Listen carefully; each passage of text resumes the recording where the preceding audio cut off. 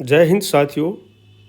मैं हूं lecturer Hari Singh sir, retired सूबेदार मेजर, ऑनररी लेफ्टिनेंट। मैं आपको वीडियो के माध्यम से रोज़ कोई ना कोई इन्फॉर्मेशन भेजता रहता हूं और साथ ही मैं एक वीडियो डेली स्टूडेंट्स के लिए भी भेजता हूं जो कि इंग्लिश के से संबंधित या से होता है या स्पोकन इंग्लिश जो भी है। तो अगर आप इस चैनल में नए हैं तो आप सब्सक्राइब कर लीजिए, लाइक कर दीजिए इसको और शेयर कर दीजिए ताकि आपके पास कोई ना कोई इन्फॉर्मेशन आती रहे। आप इसको सब्सक्राइब जरूर कर लीजिए, कोई ना कोई इन्फॉर्मेशन आपको डेली आती रहेगी और सही इन्फॉर्मेशन आएगी, गलत नहीं आएगी। तो आज का जो वीडियो बनाया है मैंने, ये बनाया है दो महत्वपूर्ण जानकारी हैं, दो नहीं बल्कि तीन जानकारियाँ हैं। एक अंदर मैं आपको बताऊँगा, वो इसमें नहीं मेंशन किया हूँ मैं। तो तीन महत्वपूर्ण जानकारी है, उसके बारे में बता रहा हूँ। पहला तो है कि रिटायरमेंट के बाद, जैसे रिटायरमेंट आते हैं और घर आने के बाद में ऑर्डनरी सूबेदारी मिलती है नायब सूबेदार को, और सूबेदार को ऑर्डनरी सूबेदार मेजर मिलता है और सूबेदार मेजर को ऑर्डनरी लेफ्टिनेंट मिलती है। ये तो इनके लिए पेंशन लागू करने के लिए जिस प्रकार से ऑर्डनरी हवलदार को ऑर्डनरी नायब सूबेदार की पेंशन मिलने लग गई है, तो इसी प्रकार से उनकी पेंशन लागू करने के लिए केस डाला हुआ है, वो है AFT में। तो इसके लिए महत्वपूर्ण सुनवाई है और इसके लिए सभी जो वकील हैं पूरा जोर लगा रहे हैं। ये AFT में जनवरी 2025 में सुनवाई है, ठीक है। और दूसरा है इक्वल MSP का केस जो 2018 से चल रहा था, हाई कोर्ट में उसको हार गए थे।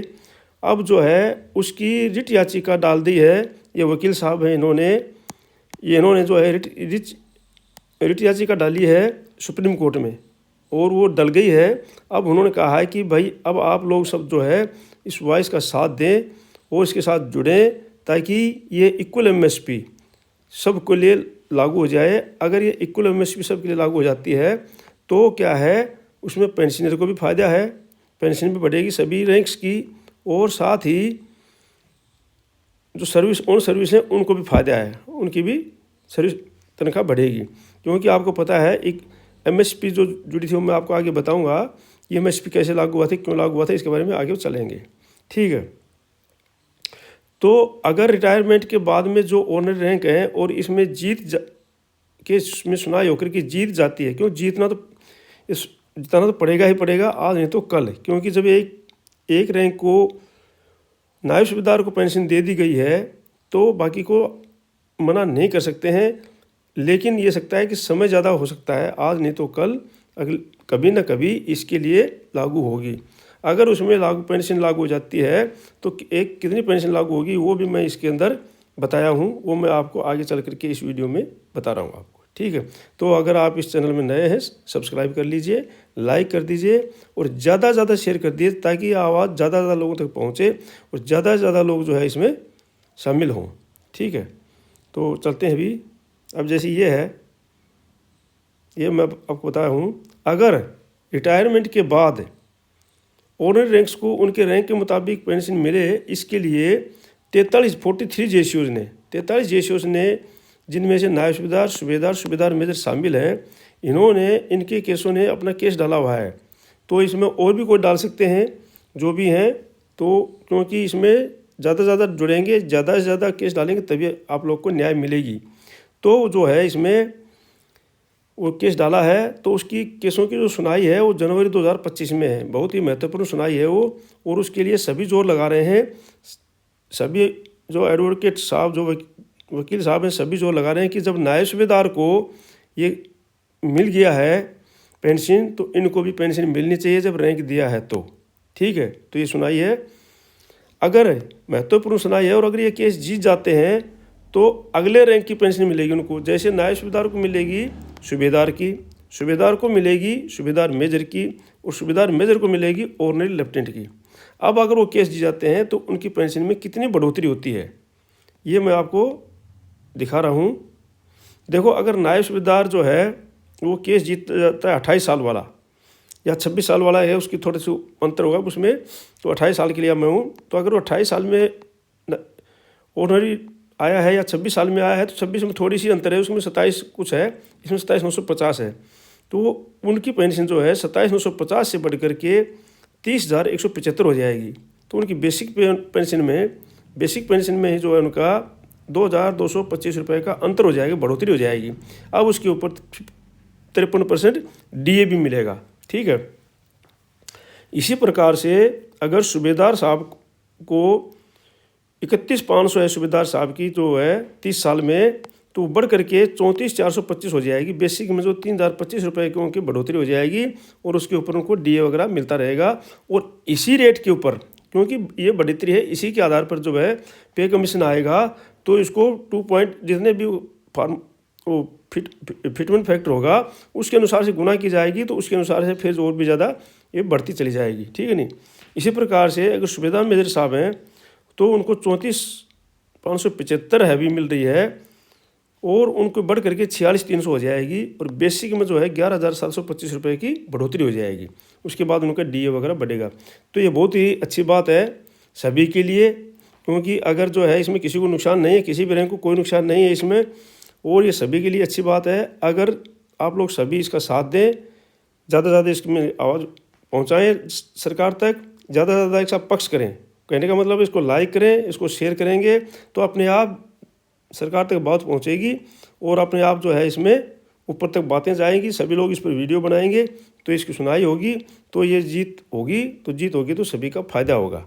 और ये न्याय है, ये हक है ये, क्योंकि जब सरकार ने या पे कमीशन ने हवलदार को ऑर्डिनरी नायब सूबेदार की पेंशन दे दी है, तो सूबेदार को भी देनी पड़ेगी, सूबेदार मेजर को भी देनी पड़ेगी। ठीक है नहीं।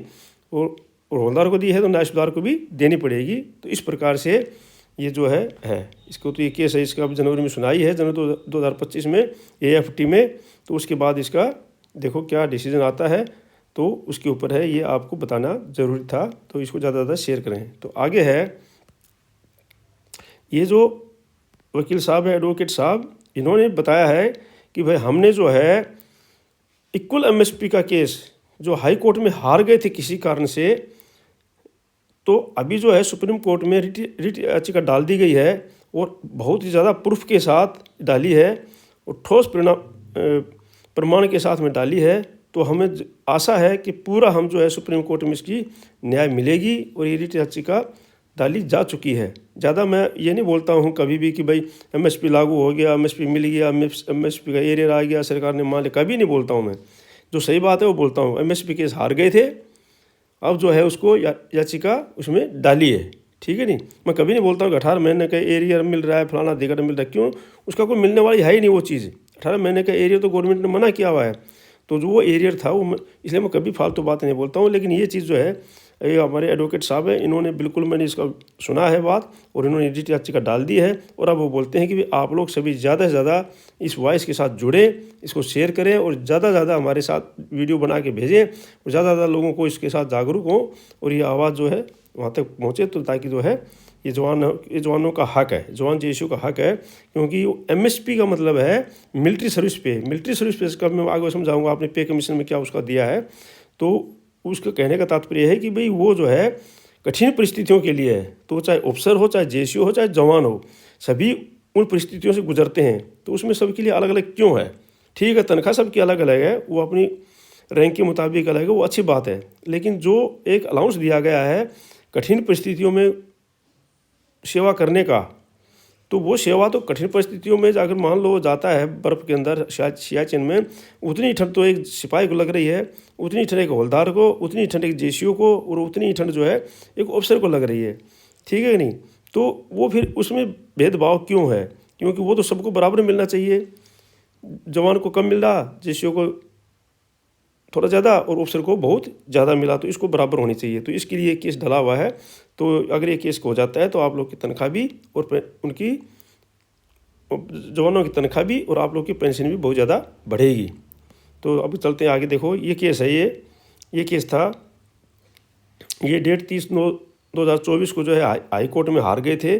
तो ये पूरा उसकी डिटेलमेंट दिया है। इसको ज़्यादा पढ़ कर मैं आपका समय बर्बाद नहीं करूँगा। ये केस मैं आपको पूरा दिखा रखा हूँ कि पहले union of ex serviceman society and others के लिए थी, union of India and others के लिए था ये, ठीक है ना ये केस। तो वही केस है ये, इसका ये नंबर है, ठीक है। अब जो 2018 में डाला गया था ये, और ये उसके बाद में हार गए थे 24 में। ये जेसीओज वार्स की this petition have been filed primary challenge to the differential rate of military service pay, ठीक है ना। Herein after refer to the MSP granted to all combat personnels including junior commission officers, जेसीओज, non commission officer, NCOs and others. ये मतलब सभी के लिए डाला हुआ था, ठीक है ना। जेसीओ हो चाहे एनसीओ हो चाहे अदर्स जवान हो, तो सभी के लिए डाला हुआ था कि भाई सभी की जो है इक्वल होनी चाहिए एमएसपी, ठीक है। ये पे कमीशन में जो रेफरेंस दे रखा है इसमें ये दिया हुआ पूरा। Service experience by the them set them apart from civilian employees, defence forces personnel are expected to conduct full spectrum operational environment की जो डिफेंस पर्सन रहते हैं, जो उनके लिए ऑपरेशन में रहते हैं या ऑपरेशनल इन्वायरमेंट में वातावरण में रहते हैं, which are characterised by extreme complexity and may include force projection outside India and regional boundaries। जो इंडिया और उससे बाद में आप सीमा के ऊपर रहते हैं तो उनके लिए जो ये एमएसपी लागू किया गया है। Defence forces personnel are trained for war like situation with highly sophisticated war machinery, ठीक है नहीं। भाई वार के अंदर रहते हैं, सिचुएशन में रहते हैं, इसलिए उनको लिए ये लागू किया। They have to keep themselves posted in modern warfare, और उनको पोस्टेड होना पड़ता है मॉडर्न वारफेयर के अंदर। जैसे कि आजकल जम्मू कश्मीर के अंदर है मॉडर्न वारफेयर है, वहाँ पर जो है टैलेंट उग्रवादी आते हैं और इस प्रकार से उनकी परिस्थितियों से गुजरना पड़ता है। तो the military institution R A की सिंबल ऑफ नेशनल प्राइड, और जो मिलिट्री जो संस्थाएँ हैं ये एक नेशनल प्राइड के रूप में है, ठीक है नहीं, गर्व के रूप में, राष्ट्रीय गर्व के रूप में है। Further the super notion of defence personnel particularly other ranks wars at a younger age. क्या है कि जो डिफेंस पर्सनल है इसमें दिया गया है, इसमें इन्होंने दिया है कि भाई पे कमीशन ने भी दिया है कि भाई डिफेंस पर्सन है ये जो है खासकर ओआरस पार्टिकुलरली बोला है। ओआरस देखो पार्टिकुलरली ओआरस जो है ये यंगर एज में ही रिटायर हो जाते हैं। Is also a factor that has been considered. The commission has further therefore taken a conscious decision that military service pay, ये जो है मिलिट्री सर्विस पे जो लागू की गई है मिलिट्री सर्विस पे, विच ये देखो इसमें दिया गया है पूरा। Ranks was younger age age also further factor that has considered the commission has therefore taken a conscious decision that military service pay which is a compensation है ये उनके लिए for various aspect described above and for the age historically enjoyed by the defense forces over the civilian scales will be admissible to the defense force personnel only। ये जो है सिर्फ defence force personal के लिए लागू की गई है एमएसपी, और ये इनको मिलना चाहिए। और इसका केस जो है वहाँ पर डाला गया हुआ है सुप्रीम कोर्ट में, अभी रिट याचिका डाली गई है। हाई कोर्ट में इसको हार गए थे, कोई भी कारण रहा हो, मैं ये नहीं बोलूँगा कि भाई किसी के दबाव से जो भी है वो ठीक है, उस न्यायालय का मैटर है, न्यायालय जानता है। तो अब हमारा काम ये है कि भाई हम इस आवाज़ को ज़्यादा से ज़्यादा उठाएंगे, ज़्यादा से ज़्यादा लोगों को शेयर करेंगे, ज़्यादा से ज़्यादा ये बातें वहाँ पर पहुँचेंगी, तो हो सकता है ये हमारे को इसमें मिल जाएगा। तो ये था डिसीजन उस समय का, ये हाई कोर्ट का डिसीजन था, उस समय हम हार गए थे। देखो अकॉर्डिंगली उन्होंने सब कुछ बताया। We find no merit in the present petition and the same are dismissed. This shall however not preclude the petition from making a representation in this regard to the concerned authority which may consider the representation of the petition remaining uninfluenced by the present order। तो ये तो उस समय का तो order है ये जब हार गए थे, लेकिन अभी जो है उसको रखा गया है। तो ये आपको ज़्यादा से ज़्यादा आवाज़ पहुंचानी है। और एक चीज़ मैं आपके पास में लेके आ रहा हूँ कि भाई ये एक प्रशांत सिंह यादव है, ये प्रशांत सिंह यादव है, ये इसकी फ़ोन नंबर है, ये इसका ईमेल आईडी है। इनको एक ये लड़की जो है जयश्री यादव, आपने पहले भी देखा होगा, ये है, इसको कुछ बीमारी है, वो बीमारी ये बीमारी है, देखो ये इसमें पूरा दे रखा है यहाँ पर, यही चीज़ इसमें यहाँ पर दे रखी है इसको। Jayshree Yadav need a one time genes therapy called Zolgensma, ये कोई बीमारी है, डॉक्टर लोग जानते हैं सबको, अपने को इतना पता नहीं है इसके बारे में। Which can stop the disease progress, however उसने क्या है इसका जो प्रोग्रेस था उस बीमारी ने उसको रोक दिया है। However the cost of this treatment, उस ट्रीटमेंट की जो कॉस्ट है वो है 14 करोड़ रुपया, 14 करोड़ रुपया है। If you are able to support us in any way through a donation or by sharing our story within your network it will bring our one step closer. तो उन्होंने लिखा भाई अगर आप किसी भी प्रकार की अपनी उसके अनुसार अगर सपोर्ट करते हैं, जैसे अपनी अपनी इच्छा के अनुसार, अपनी काबिलियत के अनुसार, तो बोलता है इस बच्ची की जान बच जाएगी और इसकी बीमारी दूर हो जाएगी। ये 14 करोड़ का है और ये अमेरिका से कोई इंजेक्शन वगैरह आने हैं ये दवाई, तो उसकी कीमत है। और वो एक नायक है, वो है एयरफोर्स का, ये जो एयरफोर्स का नायक है ये। और ये इसके पास ये जो है इतना जो है हॉस्पिटल वगैरह ने इनको वो कर दिया है कि भाई इतना पैसा हमारे पास हमने खर्च नहीं कर सकते हैं, इसलिए जो है ये सभी से शेयर कर रहा है। तो सभी लोग इसके अंदर बढ़ चढ़ के भाग भी ले रहे हैं। तो आप लोग भी अगर इसमें कुछ भी डाल सकते हैं जो आप इच्छा अनुसार से 100 से लेके 50 से लेके जो भी इच्छा अनुसार आपकी उसके अनुसार, तो आपको एक कन्या है ये, तो ये इसका पुण्य हो जाएगा और इसको एक क्या है आपको भी शांति मिलेगी और सभी को शांति मिलेगी। बोलते हैं दूसरों की मदद करना दुख में ज़रूरी है। तभी वो देखो लेके घूम रहे हैं लड़की को, नहीं तो वो अपने सर्विस भी कर रहे हैं उसके अनुसार जगह जगह घूम रहे हैं। वकीलों से भी मिले हैं वो, और अभी एक वकील साहब जो आर्मी से रिटायर एक मेजर साहब थे, वो भी वकील का काम कर रहे हैं। वो टीम उनका फ्री में केस, कोई बोलता है हमने इनसे डॉक्यूमेंट के खर्चे भी, हमने कोई खर्चे नहीं ले रहे हैं, जबकि एक केस की सुनवाई इस प्रकार के 2 से 2.5 लाख है, लेकिन हम इनसे कोई नहीं ले रहे हैं। और फ्री में इनको हम सुप्रीम कोर्ट में भी लेके गए हैं कि भाई इसके लिए कुछ ना कुछ मदद इसको सरकार भी देनी चाहिए। तो इस प्रकार से आप भी दे सकते हैं। इसने बोला है अगर हमारे को सरकार से मदद मिल गई तो ये पैसा जो इकट्ठा होगा ये हम किसी दूसरे बच्चे की बीमारी के लिए दे देंगे, हमने अब इसको इस्तेमाल नहीं करना है। तो ये मैं आपके लिए डिटेल बता दी। उनका डिटेल है prescribed by the department of the AIMS new Delhi है ये। तो ये तो उन्होंने पूरा दिया हुआ है। Help baby Jasvee to overcome SMA, support Jasvee's through donation for by sharing her story. Your generous contribution can bring our little girl hope for, मतलब भाई आपकी थोड़ी सी जो कंट्रीब्यूशन है वो हमारी छोटी सी बच्ची के लिए एक फ्यूचर का ज़िंदगी का सहारा बन सकती है। ठीक है ना। फंड इसका अभी तक जो है इतना फंड हो गया है इनका 2,40,81,788 रुपया फंड अभी तक हो गया है।